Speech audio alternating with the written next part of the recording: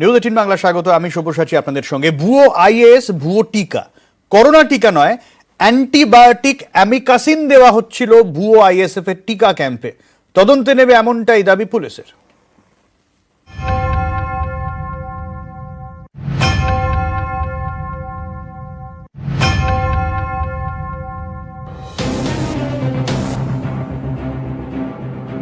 বুধবার কসবার দেবাঞ্জন দেব ধরা পড়ার পর থেকেই উঠছিল প্রশ্নটা। বৃহস্পতিবার কলকাতা পুলিশের সূত্রে দাবি করা হলো, করোনা টিকা নয়, ক্যাম্পগুলি থেকে দেওয়া হয়েছে অ্যামিকাসিন। অ্যামিকাসিন একটি সাধারণ অ্যান্টিবায়োটিক। নানা ধরনের ব্যাকটেরিয়া সংক্রমণের ক্ষেত্রে এই অ্যান্টিবায়োটিক ব্যবহার করা হয়। অ্যামিকাসিন হচ্ছে এক ধরনের অ্যান্টিবায়োটিক, যেটা বহুদিন ধরে আমরা প্রচলন বহুদিন ধরে দিই। মাঝখানে যেটা হয় সেটা হচ্ছে এই ওষুধটা কিডনির উপর কিছু সাইড এফেক্ট তৈরি হয়। তো তাদের ক্ষেত্রে অনর্থক অ্যামিকাসিন দেওয়া হয়েছে যাদের বিশেষত সুগার বা প্রেশারের অসুখ আছে, তাদের ক্ষেত্রে কিন্তু কিডনির সম্ভাবনার কথা উড়িয়ে দেওয়া যায় না। পুলিশ সূত্রে খবর, কসবায় দেবাঞ্জনের অফিস থেকে ভ্যাকসিনের যে ভায়ালগুলি উদ্ধার হয়েছে তার সঙ্গে আসল ভ্যাকসিনের ভায়ালের বিস্তর তফাৎ। সূত্রের দাবি, এই অফিস থেকে কোভিশিল্ডের ভুয়ো লেবেল পাওয়া যায়। বেশ কিছু অ্যামিকাসিনের ভায়ালের ওপর কোভিশিল্ডের সেই ভুয়ো লেবেল সাটা ছিল। এই ভুয়ো লেবেল দেবাঞ্জনের অফিসেই তৈরি কিনা সেটা খতিয়ে দেখছেন গোয়েন্দারা। বাজেয়াপ্ত করা হয়েছে অফিসের কম্পিউটার। পুলিশের অনুমান, এই ভুয়ো ভ্যাকসিনকে সামনে রেখেই প্রতারণার জাল বিছিয়েছিলেন দেবাঞ্জন। বিনামূল্যে ভ্যাকসিন দেওয়ার নাম করে এনজিও বা কোনো বেসরকারি সংস্থা থেকে টাকা তুলতেন দেবাঞ্জন, কিন্তু দিতেন অ্যান্টিবায়োটিক অ্যামিকাসিন, যা খুবই সস্তা। পুলিশের অনুমান, পুরসভার ভুয়ো আই কার্ড ব্যবহার করে এই অ্যামিকাসিন কিনতেন দেবাঞ্জন, সম্ভবত বাগড়ি মার্কেট থেকে। এই চক্রে আর কে কে জড়িত খতিয়ে দেখছে পুলিশ। সুশোভন ভট্টাচার্য, নিউজ 18 বাংলা। পুলিশের নাকের ডগায় ভুয়ো টিকার ক্যাম্প, অথচ পুলিশই জানে না কার অনুমতিতে ক্যাম্প। শাসক দলের বিধায়ক এবং কোঅর্ডিনেটরের মধ্যে চাপানোতর।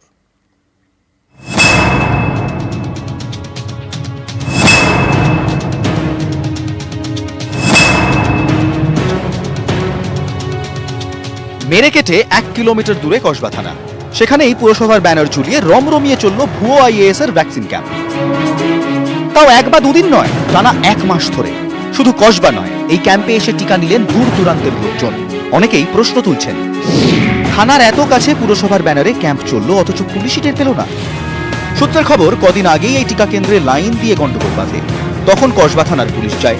তারপরও কিভাবে পুলিশের নজরের বাইরে থেকে গেল জালিয়াতি। পুলিশ সূত্রের দাবি, এই ক্যাম্প নিয়ে কোনো অভিযোগ তাদের কাছে আসেনি, তাই আগ বাড়িয়ে তদন্ত করা বা হানা দেওয়ার প্রশ্ন ওঠে না। কিন্তু অনেকেই প্রশ্ন তুলছেন, পুরসভার ব্যানারে 1 মাস ধরে ক্যাম্প চলল, অথচ কেউ জানতে পারল না। এটা কি করে সম্ভব? কার অনুমতিতে হলো এই ক্যাম্প?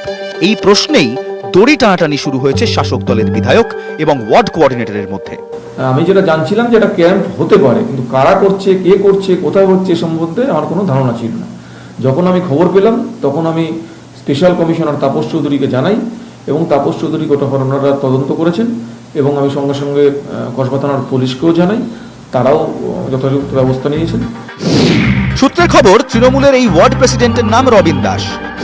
তিনি কসবার বিধায়ক জাভেদ খানের ঘনিষ্ঠ বলে পরিচিত। ওয়ার্ডের মধ্যে তো কোঅর্ডিনেটর থাকে, কোথায় কোথায় ভ্যাকসিনেশন হয়েছে সে জানবে না? সে জানবে তো। তাহলে যদি সে জানে, তাহলে কেন অ্যাকশন নেওয়া হবে? কার অনুমতিতে এমন টিকা ক্যাম্প হওয়ার কথা, কি বলছে নিয়ম? এখানে কোনো নির্দেশিকা নেই কেন্দ্রীয় সরকার বা রাজ্য সরকারের। যে নির্দেশিকায় বলা হচ্ছে যে কলকাতা পুরসভার অনুমতি ছাড়া কলকাতা পুরো এরিয়ায় ভ্যাকসিনেট করা যাবে না, এরকম কোনো নির্দেশ কোনো জায়গায় নেই। কলকাতা পুরসভার স্বাস্থ্য দপ্তরের ভারপ্রাপ্ত দায়িত্ব নিয়ে বলছি, যদি কেউ প্রমাণ করে দিতে পারেন তাহলে আমি এই পদ ছেড়ে দেবো। নিয়মের টানাপোড়েনের মাঝেই বিতর্কের পারদ তুঙ্গে। ক্যামেরায় বিপুল ঘোষ ও রাজীব কুমারের সঙ্গে অমিত সরকার ও সৌজন মণ্ডল, নিউজ 18 বাংলা। ভ্যাকসিন নাকি জল? ভুয়ো আইএস এর টিকা ক্যাম্পে ঠিক কি দেওয়া হয়েছে ধন্দে পুরসভা? আশঙ্কায় টিকা গ্রহীতারা। আমাদেরকে বলা হয়েছিল কোভিশিল্ড, এবার জানি না ওটা আদৌ কি কোভিশিল্ড ছিল না জল ছিল। বলছে আপনাদের কবজি ধরতে গেলে কোনোই ধরেন, দেখছি ফ্রিতে ভ্যাকসিন দিচ্ছে, তারপর অত বেশি কথা কিসে? চুপ করে থাকুন, বসে থাকুন, যখন যা হবে সার্টিফিকেট দিতে পারি কি পারি না সেটা দেখে নেবেন। কলকাতার নানা জায়গায় টিকা ক্যাম্প, বিনামূল্যে টিকা বিলি। টিকা নিলেন শয়ে শয়ে কলকাতাবাসী। কিন্তু ভ্যাকসিন বলে যা দেওয়া হলো তা আদেও ভ্যাকসিন তো, নাকি টিকা ভেবে জল নিল শহরবাসী, নাকি জলের থেকে ক্ষতিকর কিছু, নাকি অন্য কোনো রোগের ভ্যাকসিন? এমনই নানা প্রশ্ন ভাবাচ্ছে পুলিশকে, ভাবাচ্ছে সেই সব মানুষকেও যারা টিকা নিয়েছেন ভুয়ো আইএস এর ক্যাম্পগুলি থেকে। এমন কয়েকজনের বাড়ি গিয়ে বৃহস্পতিবার স্বাস্থ্য পরীক্ষা করে কলকাতা পুরসভা।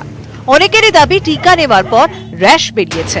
একটা দিনের লিস্ট আমরা পেয়েছি, সেই লিস্ট অনুযায়ী সেই দিনে আমাদের 101 জনের মতন ভ্যাকসিন দেওয়া হয়েছিল।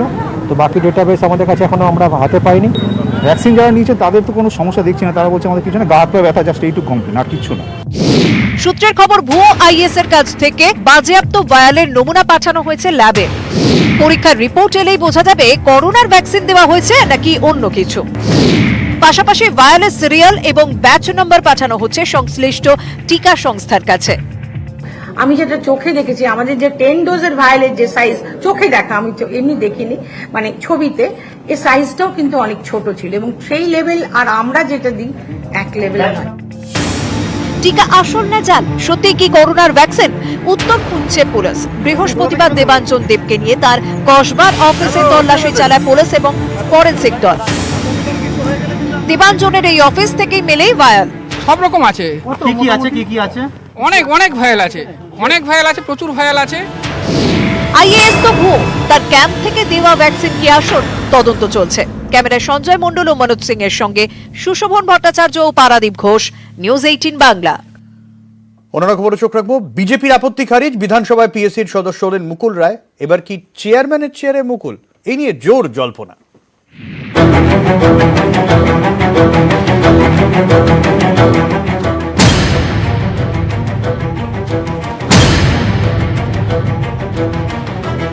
বিধানসভায় পাবলিক অ্যাকাউন্টস কমিটি বা পিএসসির চেয়ারম্যান কে হবেন? মুকুল রায়ের নামে জল্পনা। কিন্তু চেয়ারম্যান হওয়ার আগে তো সদস্য হতে হবে, তা নিয়ে বৃহস্পতিবার জলঘোলা। পিএসসির সদস্য পদের মনোনয়ন বুধবার জমা দেন মুকুল। এর 24 ঘন্টার মধ্যেই বিজেপির পরিষদীয় দলের চিঠি। বৃহস্পতিবার স্ক্রুটিনি পর্ব চলাকালীন মুকুলের নামে আপত্তি জানিয়ে বিধানসভার অধ্যক্ষকে চিঠি দেন কল্যাণীর বিধায়ক অম্বিকা রায় এবং কার্শিয়াংয়ের বিষ্ণুপ্রসাদ শর্মা। চিঠিতে বিজেপি যুক্তি দেখায়, বিধানসভা পরিচালন বিধির 302 ধারা অনুযায়ী পিএসসির সদস্য সংখ্যা 20। বিধায়ক সংখ্যার অনুপাতে ঠিক হয় কমিটিতে কোন দলের কতজন সদস্য থাকবেন। মুকুল রায় এখন কোন দলের বিধায়ক, বিজেপি নাকি তৃণমূল? পিএসসির সদস্য পদের জন্য মুকুলের নাম বিজেপি সুপারিশ করেনি, তাহলে কি তৃণমূল করেছে? বিজেপি বা তৃণমূলের মধ্যে কোনো একটি দলকে তো সুপারিশ করতে হবে, না হলে পিএসসির সদস্য হওয়ার যে বিধি তা লঙ্ঘিত হয়। নমিনেশন যে কেউ জমা দিতে পারে, এবং যিনি জমা দিয়েছেন মুকুল রায়, তিনি তো বিজেপি পার্টির মেম্বার। অসুবিধার কি আছে? তাকে তো কালিম্পং থেকে এমনকি বিনয় তামাংদের পার্টিও সাপোর্ট দিয়েছে, আর আমরাও সাপোর্ট দেবো। এটা স্পিকারের ডিসিশন। আর যদি ভোটাভুটি হয়, আমরা ভোটে জিতবো। আসুক না, কার কত শক্তি দেখে নিক না মানুষের ভোটে। একবার বলছেন মুকুল রায় আমার দলে, আর আজকে ওই একটা পদের জন্যে, আর মুকুল রায় বিজেপিতে, কিন্তু তাকে মনোনয়ন দেওয়ার অধিকার আপনার। এ তো বলতে গেলে বলতে হয় মাননীয়ার আপন দেশে, আইন কানুন সর্বনেশে এবং এক পেশে। মুকুলে বিজেপির আপত্তি অবশ্য খারিজ হয়ে যায়। পিএসসির 20 জনের সদস্য তালিকায় 10 নম্বরে কৃষ্ণনগর উত্তরের বিধায়ক মুকুল রায়ের নাম। একই সঙ্গে নাম বালুরঘাটের বিজেপি বিধায়ক অশোক লাহিড়ী এবং বিরোধী দলনেতা শুভেন্দু অধিকারীর। তৃণমূল সূত্রে খবর, তারা মুকুল রায়কে পিএসসির চেয়ারম্যান হিসেবে চাইছে। আইন অনুযায়ী পিএসসির চেয়ারম্যান কে হবেন তা ঠিক করবেন বিধানসভার স্পিকার। তবে এই পদটি সাধারণত বিরোধী দলই পায়। শাসক ও বিরোধী পক্ষের পরিষদীয় দলের আলোচনার ভিত্তিতে পদটি বিরোধী পক্ষকে দেওয়া হয়ে থাকে। তবে এটা প্রচলিত রীতি, কোনো আইনি বাধ্যবাধকতা নেই। গতবার কংগ্রেস বিধায়ক মানস ভূঁইয়া এই পদটি পান। এবার পিএসসি চেয়ারম্যান কে হবেন? বিজেপির কোনো বিধায়ক, নাকি বিজেপির টিকিটে বিধায়ক পদে কিন্তু ভোটের পর বিজেপি ছেড়ে তৃণমূলে যাওয়া মুকুল রায়? জল্পনা তুঙ্গে। সূত্রের খবর, বৃহস্পতিবার নবান্নে মুকুল রায়ের সঙ্গে বৈঠক করেন মমতা বন্দ্যোপাধ্যায়। তৃণমূলে যোগ দেওয়ার পর এদিন প্রথম নবান্নে যান মুকুল। অরূপ দত্ত ও সোমরাজ বন্দ্যোপাধ্যায়, নিউজ 18 বাংলা। হাইকোর্টের নির্দেশের জের বঙ্গে এনএইচআরসির প্রতিনিধির দল ঘুরে দেখল সিতাই এবং হারোয়া।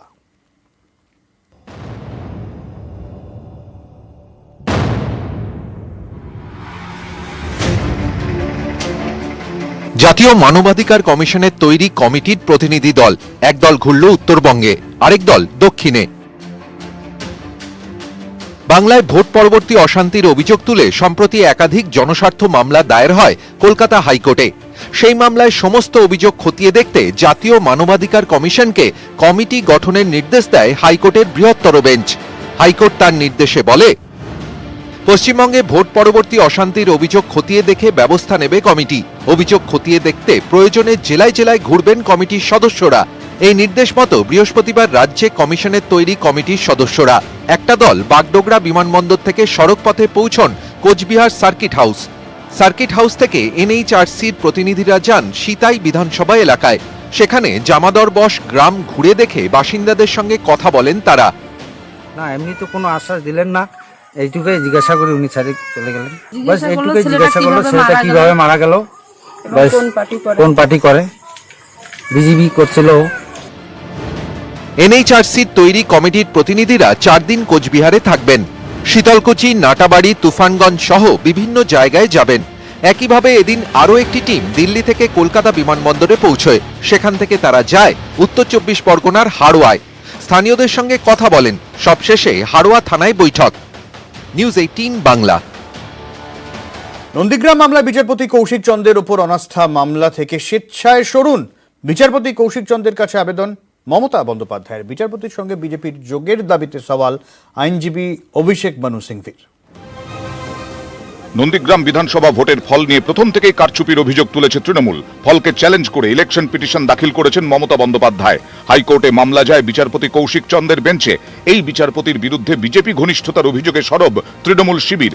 বিচারপতি চন্দ্রকে মামলা থেকে সরে দাঁড়ানোর আবেদন করেন মমতা বন্দ্যোপাধ্যায়। সেই আবেদনের সওয়ালেই বৃহস্পতিবার সরগরম ভার্চুয়াল এজলাস। বিচারপতির নির্দেশে ভার্চুয়ালি শুনানিতে হাজির ছিলেন মমতা বন্দ্যোপাধ্যায়ও।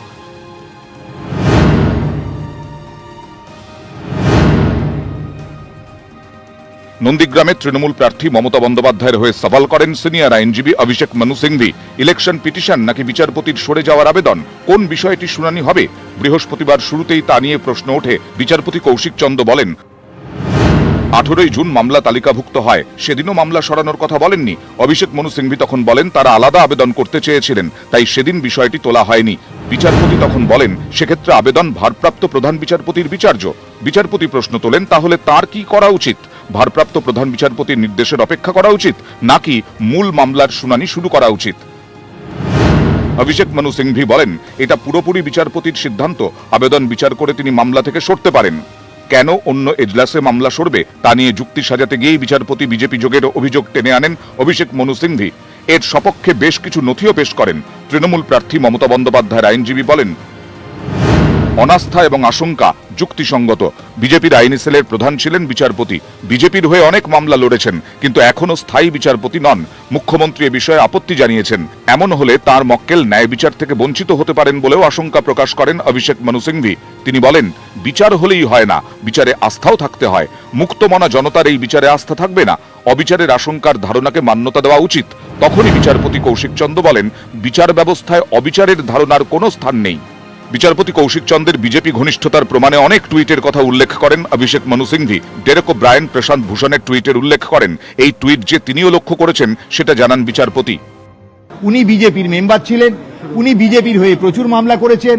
যখন জাজশিপের জন্য ফর্ম ফিল করা হয়, উনি ফর্ম ফিল করে তার কলম নাম্বার 13 বলেছিলেন যে হ্যাঁ আমি বিজেপির মেম্বার। এরপরেই দেশের অন্যতম সিনিয়র আইনজীবী অভিষেক মনু সিংভি বলেন, বিতর্ক না বাড়িয়ে বিচারপতি কৌশিক চন্দ্রের সরে দাঁড়ানো উচিত।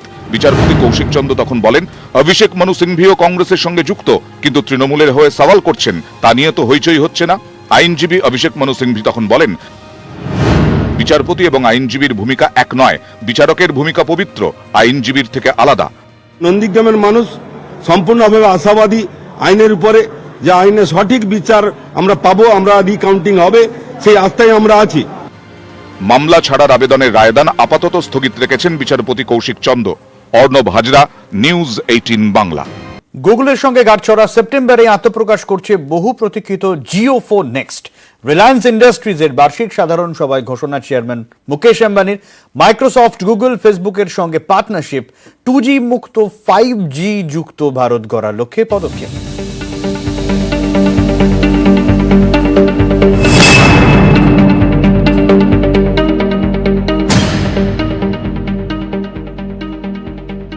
দেশে যোগাযোগ ব্যবস্থা আর মোবাইল পরিষেবায় নতুন বিপ্লব। সাধের সঙ্গে সাধ্যের মিল ঘটাতে আরও একটি পদক্ষেপ রিলায়েন্স ইন্ডাস্ট্রিজের। আম জনতার চাহিদার কথা মাথায় রেখে এবার আসছে Jio phone next. India still has nearly 300 million mobile users who are unable to escape from the inefficient and exorbitant 2G services because even a basic 4G smartphone remains unaffordable for these users. Therefore, an ultra-affordable 4G smartphone is essential to make India 2G mukt. JioPhone Next is a fully featured smartphone supporting the entire suite of applications from both Google and Jio. Users will have access to the entire universe of Android apps that has been jointly developed by Jio and Google, specially for the Indian market. সমস্ত ফিচারযুক্ত smartphone JioPhone next. সাধারণের সাধ্যের মধ্যেই এবার smartphone. Google ও জিওর সমস্ত application এবার এক ফোনে। সর্বাধুনিক অ্যান্ড্রয়েড প্ল্যাটফর্মের সুবিধা থাকবে এই ফোনে। ভারতের ব্যবহারকারীদের কথা ভেবে এই ফোন তৈরি করা হয়েছে। 10ই সেপ্টেম্বর গণেশ চতুর্থীতে বাজারে আসছে জিও ফোন নেক্সট। আত্মপ্রকাশের পরেই দেশের তথ্য প্রযুক্তি ক্ষেত্রের আমূল পরিবর্তন ঘটিয়েছে জিও। এখন লক্ষ্য দেশ জুড়ে আরো উন্নত পরিষেবা দেওয়ার। 5G টেকনোলজি জিও ফাইবার আরো বেশি মানুষের কাছে পৌঁছে দেওয়াই যে লক্ষ্য বার্ষিক সাধারণ সভায় স্পষ্ট করলেন সংস্থার চেয়ারম্যান মুকেশ আম্বানি। ঘোষণা করলেন একাধিক নতুন পদক্ষেপ। গুগলের সঙ্গে হাত মিলিয়ে দেশে 5G নেটওয়ার্ক তৈরি করেছে জিও। দেশে জিও 5G সলিউশন কার্যকরী হলে লক্ষ্য বিদেশ। এই প্রযুক্তি রফতানি করার বিষয়ে আশাবাদী সংস্থা। এই সঙ্গে জোর দেওয়া হচ্ছে দেশ জুড়ে জিও ফাইবারের পরিষেবা বাড়ানো এবং ডেটা সেন্টার তৈরির। With Microsoft, we have operationalized an initial 10 megawatt capacity of Jio Azure cloud data centers in 2 cities, Jamnagar and Nagpur. We are indeed privileged to have partners like Facebook, Google and Microsoft, in whose company our efforts to create a digital society in India seems that much easier. Corona অতিমারি লকডাউনের প্রভাব পড়েছে জিও ফাইবারের কাজেও। Optical fibre network তৈরি, বাড়ি বাড়ি connection দেওয়ার কাজে সমস্যায় পড়েছে জিও। তারপরেও এগিয়েছে সংস্থা। The pace of optic fiber deployment, building connectivity and home installations have all been slower than expected because of lockdowns and other restrictions across our country. Despite this, I am glad to announce that Jio Fiber has acquired more than 2 million new premises over the past year. অতিমারির challenge নিয়েই গত এক বছরে লাভের মুখ দেখেছে Reliance industries. 53,793 কোটি টাকার বার্ষিক লাভ। গত বছরের থেকে 34.8% বেশি লাভ হয়েছে। বিশেষজ্ঞরা বলছেন জিওর তুরুপের তাস এখন জিও ফোন নেক্সট। কারণ সংস্থার দাবি অনুসারে শুধু ভারত নয়, গোটা পৃথিবীর নিরিখেই অন্যতম সস্তা স্মার্টফোন হবে এই ফোন। আরো হাতের মুঠোয় আসবে দুনিয়া। Thank you. নিউজ 18 বাংলা।